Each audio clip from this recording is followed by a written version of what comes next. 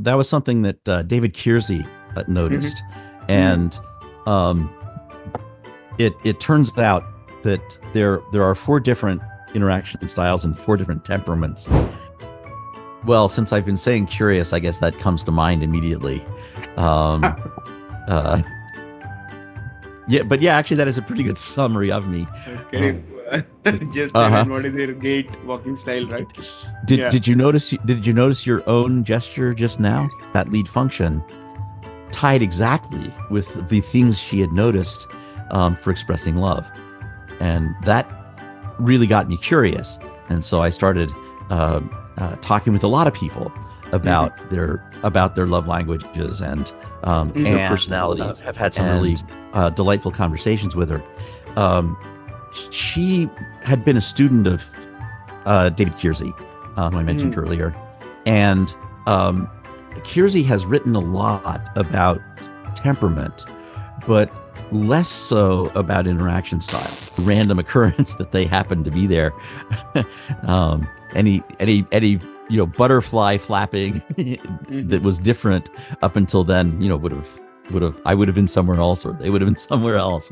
Personality style for them, it's worth it to just go ahead and act. Um, uh, but also, there's a tendency to get into fights. Running in the park, for example, Mm-hmm. where nobody, would even have known I had a problem until, till it was time to bury me. Um, and so the uh, even things that can seem like really sad So, folks, you have tuned into TGV and hearty welcome to the Guiding Voice podcast series, the world's only quadrilingual podcast at this moment of recording. And we are trying to embark into multiple languages as we speak. And here we embark on transformative conversations for a better future. And we want to simplify and amplify your journey to success. I'm your host, Navin Samala, dedicated to making the world a better place by bringing you wisdom through valuable discussions with experts designed to simplify and amplify your success. And thank you so much for tuning in.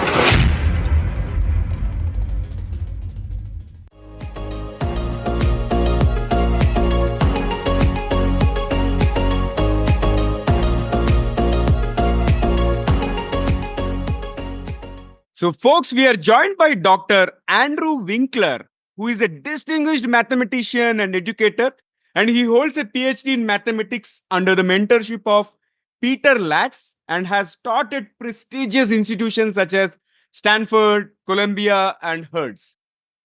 He is an accomplished fellow and author. In fact, he began teaching college level courses at just 15 years old.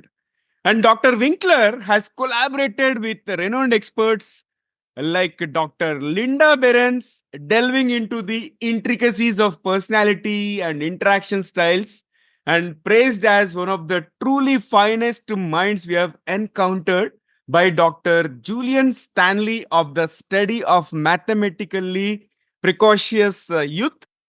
His expertise extends beyond mathematics into the realms of personality research and human behavior.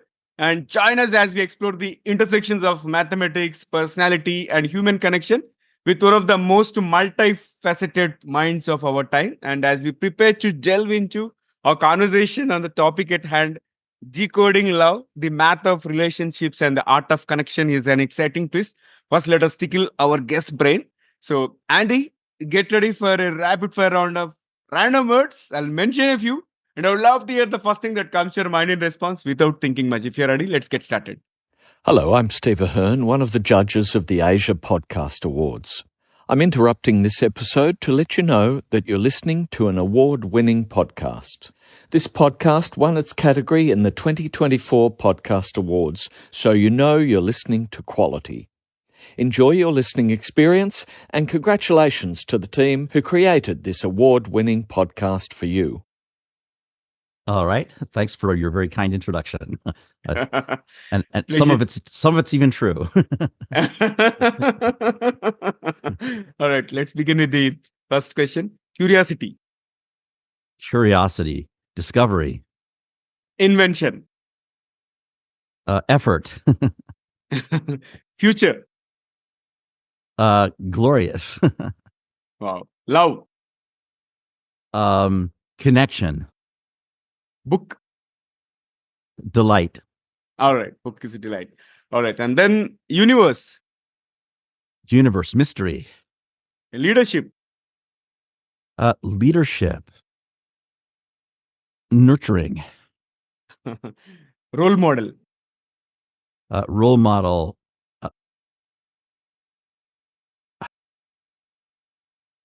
The word isn't coming to mind. Example, I guess, is the concept I was trying to find a word for. Okay. And success. Joy. Resilience. Tenacity. Okay. And the last one is epiphany. Epiphany. Light bulb. Wow. Andy, thank you so much for participating in the first rapid fire round so sportively, and I really appreciate it. There is one more rapid fire round toward the end of the episode, so stay tuned. Okay. And all right. Hearty welcome to the Guiding Voice podcast. How are you doing today? Great. Thank you. Appreciate your having me on. Yeah. And I wanted to share a good news. We are officially the Asia's best podcast in the education category, having won the podcast awards for 2024. So which was declared during first week of September, and I'm excited to share that. Yes, congratulations. That's awesome. Thank you. And with that, let's move forward. We'll start with your guiding voice. Who is your guiding voice? Oh, for me, it's probably analytic thought more than anything. Okay. Interesting. And share with us your success mantra, as in top 3 things that have contributed to your success so far. Well, you raised the word curiosity. I think that certainly is one of them. Curiosity, persistence, and enjoyment.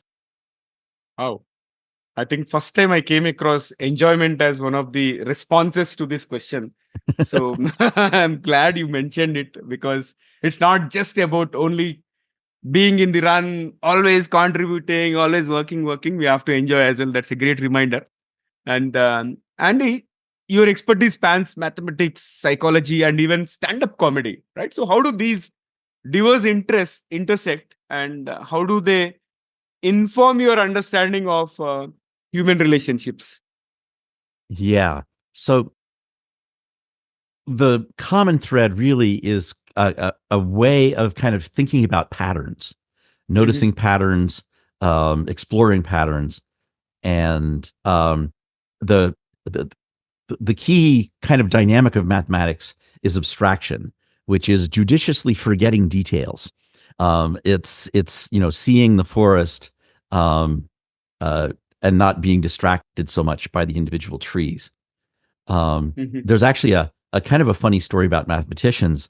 There was a banquet involving mathematicians, and one of the dishes they served was corn on the cob.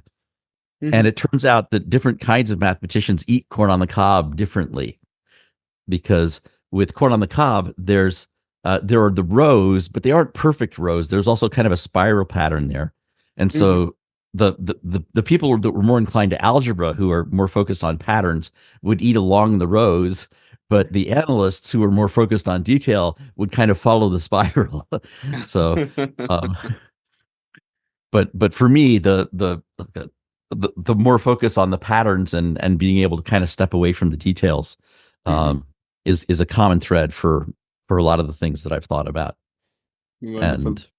And even comedy kind of has that quality of, if you've ever watched Jerry Seinfeld, his comedy is sort of that, of just kind of noticing the absurdities in life that everybody else just kind of shrugs and walks past.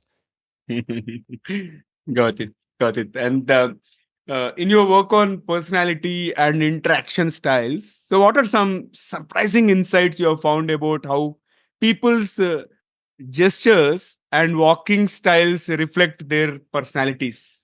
Yeah, that was surprising. That was something that David Kiersey noticed, and it turns out that there are 4 different interaction styles and 4 different temperaments, and each of those temperaments has a characteristic way of gesturing. And each of those interaction styles has a characteristic way of walking. So the gestures, there are the four can be described as gesturing like your hand is a claw, or gesturing like your hand is a wing or a fin. There's gesturing by sort of poking, like your finger is a stick or or a poker. And yes, exactly like that. And then there's also a gesture, which is like your hand is a cleaver, and or also like you're riding a horse using, holding reins in your hand. And so each of those has a different kind of outlook on what's important. For the people who tend to poke, what's most important is what needs to happen right now. And for those who like to cleave, or use the reins like a horse, for them, what really matters is making sure things go right and don't go wrong. On the other hand, the claw is characteristic of knowledge seekers for whom achieving mastery is what really matters to them. And then for the wings, you could almost think of angels, because these are the like idealists who are focused most on identity. It's important. Most important is to be authentic to themselves. And so, and you'll see all of these in everyone, because all of us have access to kind of all of these different cognitive functions, they're called. But the ones that we're more comfortable with and more mature with and more familiar with, we tend to use more of. And so when I'm doing my podcast, I find frequently I'll notice myself, using a claw sort of gesture, because as you can imagine, I tend to be the knowledge seeker type that really looks for mastery. And so those are the four temperaments, but then there are also four interaction styles, and each of those has a way of walking. There's one walk you could call a charge. Think of a charging bull with its head down, neck tilted forward, very goal directed, not really distracted by anything around, just kind of heading off to a goal energetically. So that's the in charge personality style. For them, it's worth it to just go ahead and act. But also there's a tendency to get into fights. Then there's another walk, which is, think of it as a glide. I don't know if you ever watched Game of Thrones. In the very first episode, there's a scene where Lady Stark is walking through the castle, and it's almost as though she's standing on a conveyor belt. It's just a very, very, very smooth, polished, almost robotic, in not in the jerky sense, but in the like honed machine sense, going through the castle. And for that interaction style, the important thing is to plan ahead. Then, and both of those have kind of directing styles. They're oriented towards giving and taking orders, and that actually shows up in their gestures. They tend to have very angular gestures. But on the other hand, there's another one that I call a stroll, and Ricky Gervais in The Invention of Lying is maybe an example of this, where it's a walking along, but it's like noticing everything, taking everything in, not so sort of goal directed and focused, but more just absorbing life. And then, and for that type, what matters most is kind of getting lots of resources and inputs on things. And then finally, there's the bounce. And for this one, think of Tigger, and or Dick Van Dyke in Mary Poppins, the birdie character that he plays. As he's walking along, he's also looking around, but he's noticing specifically people, and he's engaging them with eye contact and smiling at them, and trying to create an interaction in the moment. And for them, what really matters is getting people involved and motivated. And so between these, here's where the math comes in. 4 times 4 is 16, and so with these 4 temperaments and 4 interaction styles, you end up with 16 different psychological types, as they're called. Right. Interesting perspective. Like I think, yeah, you have done a lot of study on this topic, and well, good to know that. And I think I'll be more curious now, starting to observe people in terms of what is their gesture Uh-huh. and what is their gait, walking style, right? Did Yeah, did you notice did you notice your own gesture just now? it was The claw. claw? Yeah. Mhm. Got it, got it. All right. So, Andy, you mentioned that breaking your heart literally broke your heart. So, can you share how personal experiences have shaped your views on love and relationships? Yes, I had a relationship. I was living in San Diego. I had I was recruited up to San Francisco, Mm-hmm. and um, the uh, that sort of the problems in the relationship reached kind of a boiling point at that Mm-hmm. point, and that ended up splitting us up. But this had been uh, at its peak a very intense and precious relationship, and I was very heartbroken by it. Um, but in fact, it was not too long after that. Um, Not immediately, but within a couple of years, um, I was um, I was climbing at a climbing gym, and I thought I pulled my back. My back started hurting, and so I was like at the top of a wall, and so I belayed down to get back to the ground, and decided, well, I really don't want to climb much anymore, but I can still help my partner to climb, and so I did another rope or two. As we went to the second one, this backache also started becoming a chest ache. And when I got to the wall, I kind of felt weak, and I leaned against the wall, and I just kind of slid down it, and I landed on the floor. And as I was lying there, as it happened, on the rope right next to me, there were Mm-hmm. two nurses standing there, just waiting to climb, and they noticed this, and so they happily got me into a hospital very quickly. Um, the, this particular heart attack. So one kind of heart attack, the first symptom is death, but Mm-hmm. for the other kind, it's a you have basically an hour window where Mm-hmm. if they can help you within that hour, you're going to be okay. If not, then you might be a vegetable, or you might actually die. But either way, it's going to be bad. Yeah. But happily, they caught that window, um, and then when they did the follow ups, they almost couldn't tell that there actually had been any damage. So it, but that sort of has left me unable to regret anything in my life up until that point in time, because it's such a random occurrence that they happened to be there. Any butterfly flapping Mm-hmm. that was different up until then, would have I would have been somewhere else, or they would have been somewhere else, or somehow that wouldn't have worked out so well. Yeah. Sounds so scary, and I can imagine what you have gone through. Oh my God. All right. So let's move to the next one. Like your research suggests that losing love can save your life. So could you explain this concept and how it relates to personal growth and resilience?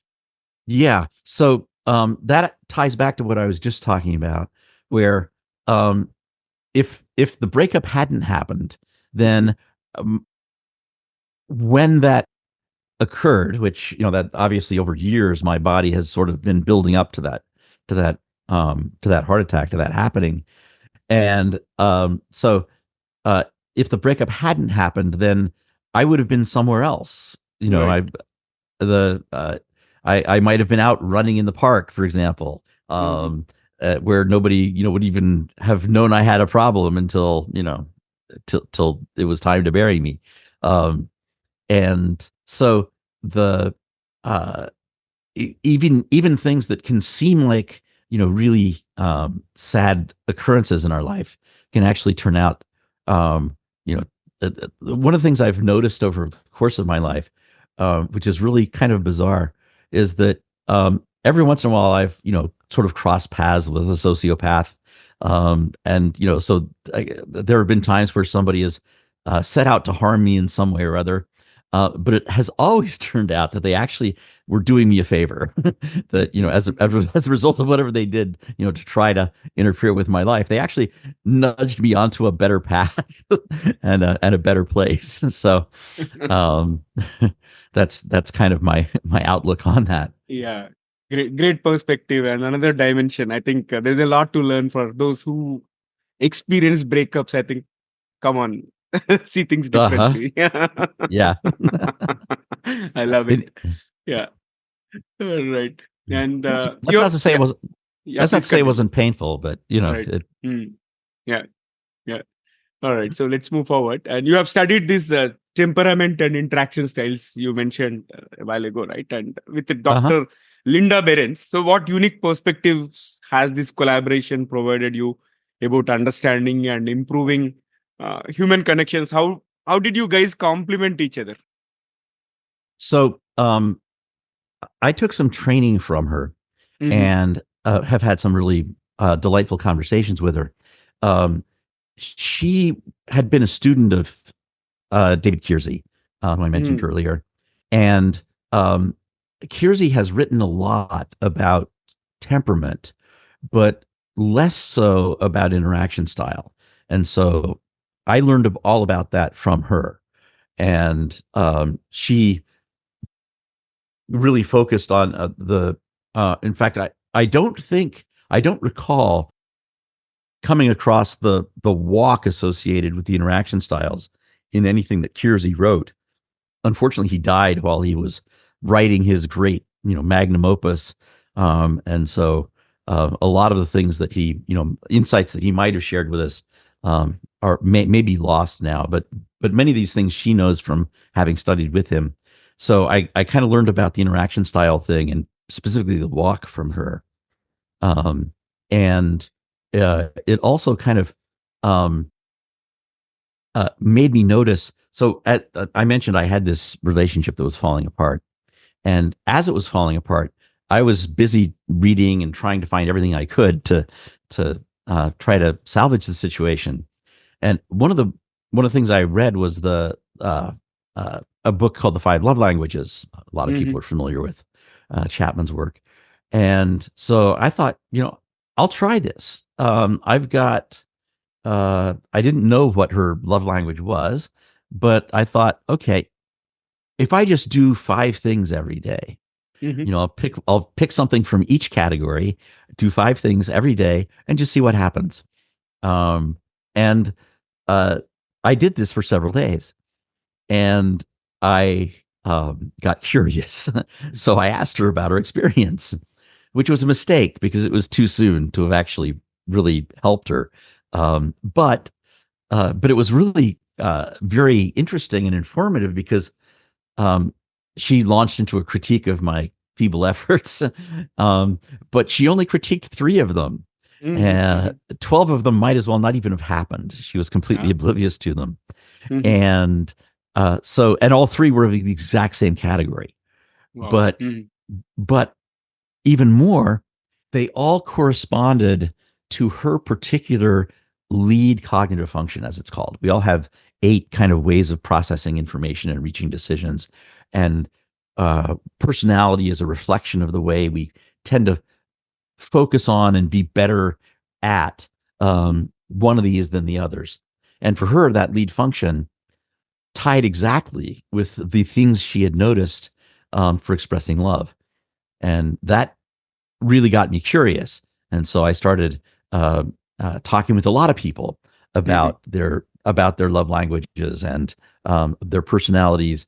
And it time after time after time after time, it just always worked out that there was this matchup between um, whatever their lead cognitive function was and how they noticed expressions of love. Yeah. Got it. And Andy, you are known for your work on Quora and various media appearances, right? So how do you approach communicating these complex ideas to a broader audience, and what role does storytelling play in your work? Yeah. So stories are kind of a critical way of engaging people and holding their interest. We're really oriented around stories. Um, for me, it's really kind of trial and error, I think. Every time I have another conversation, it will spark kind of another thought of how to think about it or how to express it. And um, uh, the cognitive functions, for example, are something. I mean, 8 things. That's a little overwhelming, but it turns out there's a simple kind of funnel way of thinking about it that John Beebe came up with, um, where we really deal with information by answering 4 questions. The first question is it? In other words, we have to see it or hear it or to know that there is something there. And then the second question is, what is it? And that's something we have to think through. Is there a name we attach to it, for example? Uh, then there's what is it worth? What is its value? And that's where feeling comes in, where we make that assessment. And of course, particularly that deals with relationships, which are the most valuable things that we have. And then the final question is, what does it mean? And that's where our intuition comes in, where we see the patterns and extract the meanings. And then each of those comes in 2 forms. One is directed outwards and the other is directed inwards. And that's what gives us 8. So again, bringing in a little math here. Quite interesting. And this has been fabulous conversation so far. And it's time for us to add some more spice and some more excitement to the episode. If you're ready, let's kick off the second rapid fire round. Okay, awesome. Okay. Here comes the first bullet. If you could have one gigantic billboard anywhere with anything on it, what would it say? Well, right now we're in the middle of a very contentious presidential election campaign here in the United States. So I would be tempted to put up a billboard relating to that. I'm not sure that would be all that meaningful for your for all of your audience. So let's see if I can come up with something else. Maybe I would just have it say, "Get curious." Get curious. Wow. I'm no curious about the presidential result. All right. Can you describe yourself in just one word? Well, since I've been saying curious, I guess that comes to mind immediately. Yeah, but yeah, actually, that is a pretty good summary of me. Okay. Somehow I felt you would say that. Okay. Well, I'm sort of primed. Yeah. And what is one book or resource you believe everyone should read to better understand love and relationships? Well, my book, once I get it written. However, since I haven't written it yet,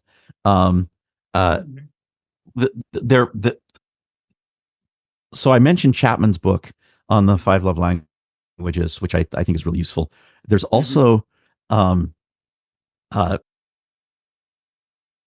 Gottman wrote a book called The Relationship Cure, which is in a similar vein to the 5 love languages, but is a slightly different lens on it. And in some sense, what I'm writing about is kind of a grand unified theory that explains, sort of why those 2 approaches are meaningful. But by using kind of both of those approaches, I think you have a really good chance of improving all of your relationships. Yeah, great. And what is a hobby you have always wanted to pick up but haven't yet? I've always wanted to sail more than I have had a chance to over the years. Whenever I've done it, I've enjoyed it tremendously. But I've always been too busy with other projects to really spend a lot of time doing it. Okay. And what is the most adventurous thing that you have ever done? Probably trekking in Nepal. It was a wonderful experience, but it also, I was sick as a dog by the time it was done. So But the Himalayas are just there are no words to describe it. No camera can capture it. It's just an amazing thing. Right. Awesome. And here's the last one for the second rapid fire round. If you could instantly master any skill, what would it be? Um, what comes to mind is playing the guitar. That's it's something I've dabbled with every once in a while. I took piano lessons as a kid, off and on, played the trumpet, but for some reason I have sort of very soft hands, I guess, and so the guitar has always been too painful for me to keep doing. All the best on that. And let's flip back to the mainstream. So, Andy, Okay. what is one piece of advice you would give to someone trying to improve their relationships? So the first key piece of advice is to realize that there are wavelengths for love. And if you're sending on a wavelength that is different from the wavelength they're receiving on, they're not getting it. They're not feeling loved. And so you need to pay careful attention to the fact that there is this difference and be open to their efforts to guide you in the ways that they need to feel loved. Wow. So profound. And I thoroughly enjoyed the conversation. And how is your experience being hosted on The Guiding Voice? It's been great. Thank you very much. It's been really a delight. Yeah. Appreciate talking with you. Yeah, same here. And thank you so much for joining me today. And looking forward to hosting you again in future. Awesome. I'll look forward to that. Thank you. Thank you. Have a great time. Yeah, thanks. You too. And I wish you all the best in everything that you do. All right. Thank you. Thank you. So, friends, that was our episode with Dr. Andrew Winkler. And before we jump into the fun trivia section, we have a quick request. If you have enjoyed the conversation and found it useful, please share with at least 3 of your friends or colleagues who would also like TGV, the guiding voice. So spread the knowledge and help others grow just like you. Now let's hop into the trivia segment. And I thought I would present you 3 lesser known facts about personality assessment tools. One is historical roots in World War I. Many modern personality assessment tools like Myers-Briggs Type Indicator, which is famously known as MBTI, have roots in psychological testing developed during World War I. And these tests were initially designed to assess soldiers' mental stability and predict their suitability for certain military roles. Second is about cultural biases. Like personality assessments can be influenced by cultural biases, as many were developed based on Western psychological theories. And as a result, the interpretations and outcomes may not always accurately reflect the personality traits of individuals from different cultural backgrounds. And third is about trait versus state debate. There's an ongoing debate in psychology about whether personality assessments measure enduring traits, which are long-term characteristics, or states, which are temporary behaviors influenced by the environment. And some critics argue that these tools may not fully capture the dynamic nature of personality, which can change over time and in different contexts. So this is all I wanted to share with you, and tell me what is the most important takeaway from this episode. I would look forward to see your comments. If you're watching this episode on YouTube, you can comment there, or if you found it on audio platform through social media, you can comment there as well. So folks, thank you so much for tuning in and also for being part of our awesome TGV community. So until next time, take care, stay inspired, and remember, the best is yet to come. Goodbye for now. See you all in the next episode with another amazing guest. Take care. Love you all.